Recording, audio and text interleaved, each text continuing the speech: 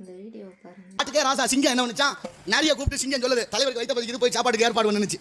நரி பதறி போய் காட்டுக்குள்ள ஒன்னா தேடுது, யாரையாவது கொண்டு வந்து ஒப்படைச்சிருவான், இல்லைன்னா நம்மளை போட்டு தள்ளிடுவான்னு பயந்து நரி அப்படியே அலைஞ்சிச்சு. ஒன்னும் சிக்கல கடைசியா ஒரு கழுதை சிக்கிருச்சு. கழுதை கிட்ட போய் எப்படி சொல்றது, தலைவருக்கு பசிக்குதான் உன்னை கொண்டு சாப்பிட போறாங்கன்னா வருமா கழுதை. நரி தந்திரமா பேச ஆரம்பிச்சு கழுதையை பார்த்து. என்ன ஒண்ணு இல்ல, நம்ம தலைவர் இருக்காருல சிங்கம், ஆமா ரொம்ப காலமா அவரே தலைவரா இருந்துட்டாராம், இனிமே என்னத்த நம்ம தலைவரா இருந்தோம், அதனால புதுசா ஒரு தலைவரை நியமனம் பண்ணுவோம் நம்ம உறுப்பினர்கள் நம்ம தொண்டர்கள் அப்படின்னு தலைவர் நினைச்சாராம்.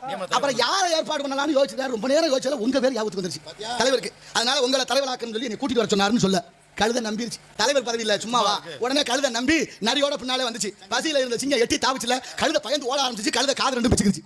கழுதை காது இல்லாம ஓடுது, பின்னாலே நரி ஓடி. என்ன கழுதை யாரோ பொசுக்குன்னு ஓடியாச்சு, என்ன ஏதுன்னு பார்க்கணும். அட பாப்பா நீ என்ன பதவி கொடுப்பாரு, தலைவர் பதவி இப்ப காதை பிச்சுக்கிட்டாண்டாது. அடையா காதை ஏன் எடுத்தாரு தெரியுமா, காது இருந்தா உனக்கு தலையில கிரீடம் வைப்பா, தலைவர் என்ன கிரீடம் வைப்பா இல்ல, கிரீடம் வைக்கும் போது காது தடுக்கும், அதுக்காகத்தான் காதை எடுத்தாருன்னு சொல்ல கழுதை நம்பிருச்சு. தலைவர் பதவி இல்ல சும்மாவா. சிங்கம் கடுப்புல எட்டி மருதரமும் தாவிச்சு. கழுதை மருதரமும் பயந்து ஓட திரும்பிச்சுல, வாழு சிங்கம் பிச்சுக்கிச்சு. கழுதையோட வாழ அத்துக்கிச்சு. இப்ப கழுதைக்கு வாழும் இல்ல காதும் இல்ல.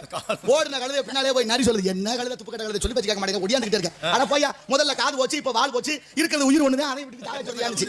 அப்படிலாம் இல்ல, காதை எடுத்தது எதுக்குன்னு சொன்னாரா, கிரீடம் வைக்கிறதுக்கு. இப்ப வாழையா எடுத்தாரு, உன்னை சிம்மாசனத்தை உட்கார வச்சு அழகு பார்க்கணும். அப்படி உன்னை உட்கார வைக்கும் போது வாள் இருந்தா இறஞ்சலா இருக்கும், அதனாலதான் வாழை எடுத்தாருன்னு சொல்ல கழுதைக்கு ரொம்ப சந்தோஷம். ஆமா சரி, மூணாவது தடவை நம்பி வருது. கடுப்புல இருந்த சிங்கம் சும்மா வருமா, ரெண்டு தடவை தப்பிச்சு மூணாவது விடுமா, ஒரே அடி கழுதை செத்தே போச்சு.